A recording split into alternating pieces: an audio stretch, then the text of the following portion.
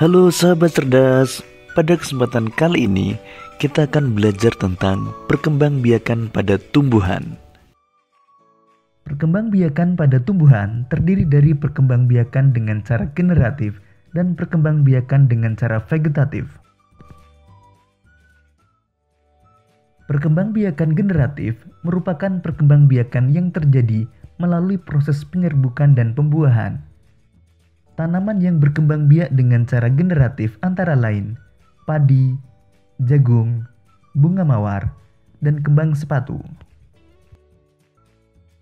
Sahabat cerdas, salah satu contoh tumbuhan yang berkembang biak dengan bunga adalah tumbuhan jagung. Perkembangbiakan pada tumbuhan jagung termasuk perkembangbiakan generatif. Tahukah kamu bagaimana proses perkembangbiakan generatif? Untuk mengetahuinya, coba amati gambar bagian-bagian bunga berikut ini.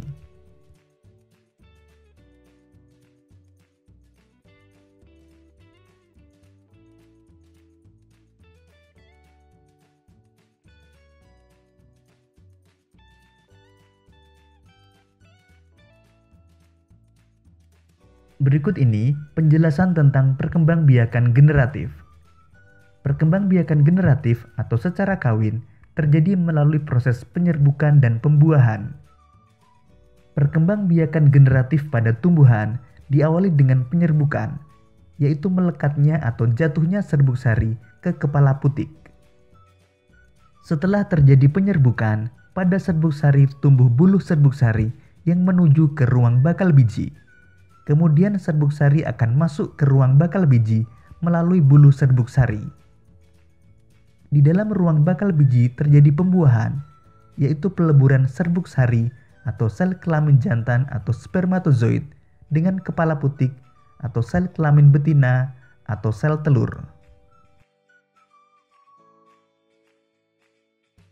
Hasil dari pembuahan adalah zigot. Zigot berkembang menjadi lembaga. Lembaga berkembang menjadi bakal biji berkembang menjadi biji dan bakal buah. Kemudian bakal buah berkembang menjadi daging buah. Lembaga yang berada di dalam biji merupakan calon tumbuhan baru. Tumbuhan yang berkembang biak secara generatif antara lain padi, mangga, durian, dan jambu.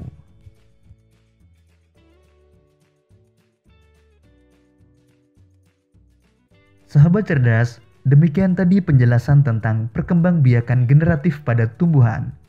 Perkembangbiakan generatif memiliki beberapa manfaat, antara lain mempunyai sistem akar yang lebih kuat, menghasilkan variasi-variasi baru, menghasilkan buah tanpa biji, memiliki kemampuan adaptasi yang tinggi.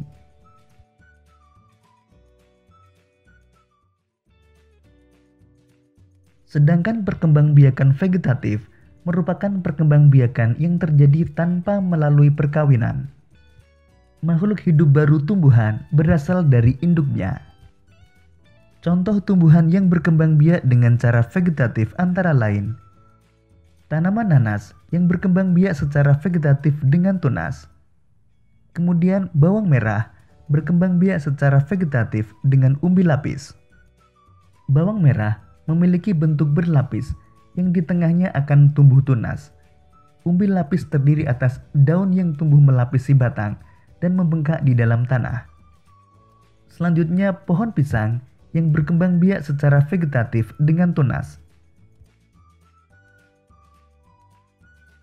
Sahabat cerdas, selanjutnya perhatikan gambar berikut ini. Tahukah kalian bagaimana cara tanaman wortel berkembang biak? Wortel berkembang biak secara generatif dengan biji dan secara vegetatif dengan umbi akar.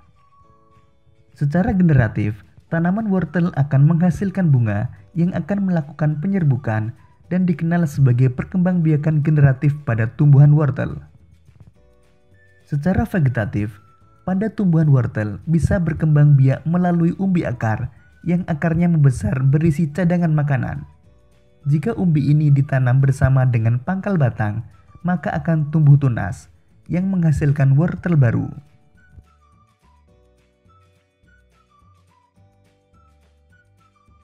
Sahabat cerdas, berikut ini manfaat perkembangbiakan secara vegetatif. Pertama, menghasilkan tanaman anakan yang mirip dengan induknya. Kedua, prosesnya lebih cepat dibanding dengan proses perkembangbiakan generatif. Ketiga, memperoleh jumlah anakan yang banyak dalam waktu relatif singkat. Keempat, mampu mengendalikan kualitas anakan yang dihasilkan dari benih unggul. Demikian tadi sahabat cerdas, pembelajaran tentang perkembangbiakan pada tumbuhan. Sampai jumpa pada pembelajaran berikutnya. Terima kasih.